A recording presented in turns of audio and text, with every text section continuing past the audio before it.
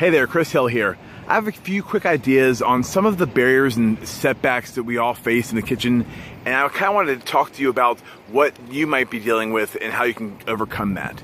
I look at my career now, where I am as a chef, and kind of two components. It's the culinary side, where I get to work with flavors and come up with menus and recipes, and work with people, which I love. I will never get sick of that ever.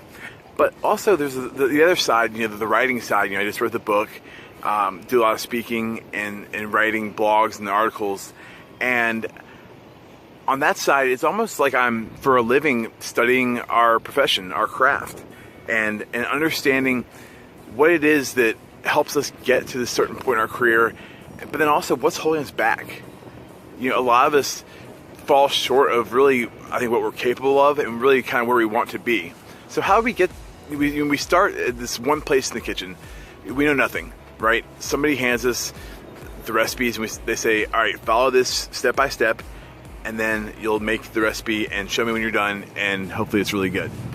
So we do that for a couple years, and then we start to develop this understanding of what we're doing, and then that kind of parlays into, okay, well now I can maybe create recipes myself, or maybe start to create menus myself. And then we, at some point, get a chance to run our own kitchen.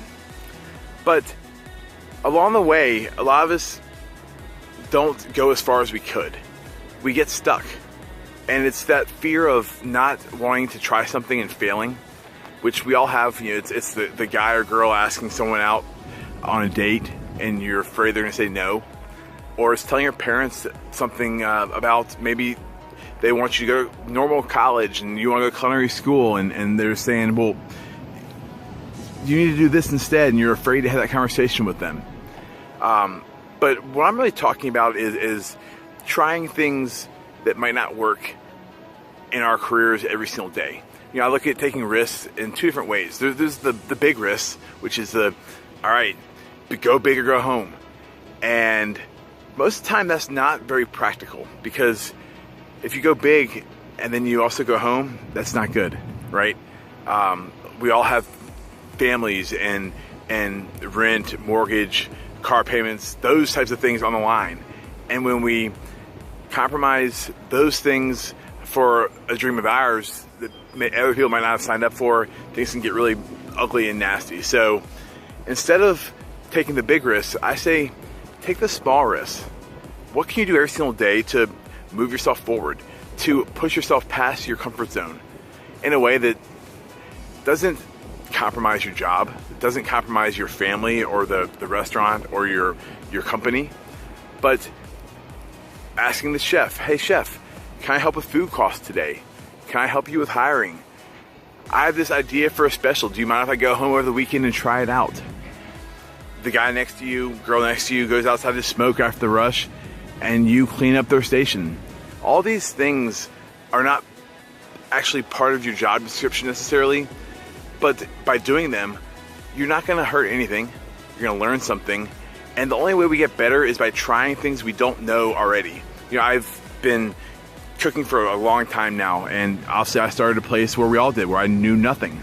And along the way, you try things, you overcook steaks to really figure out how you cook a steak medium or medium rare. Or when I started doing TV or talks, I was scared to death. But once you do once, then twice, and then once I've done TV 30 or 40 times, okay, it's pretty natural. Same thing with being in the kitchen and trying new things.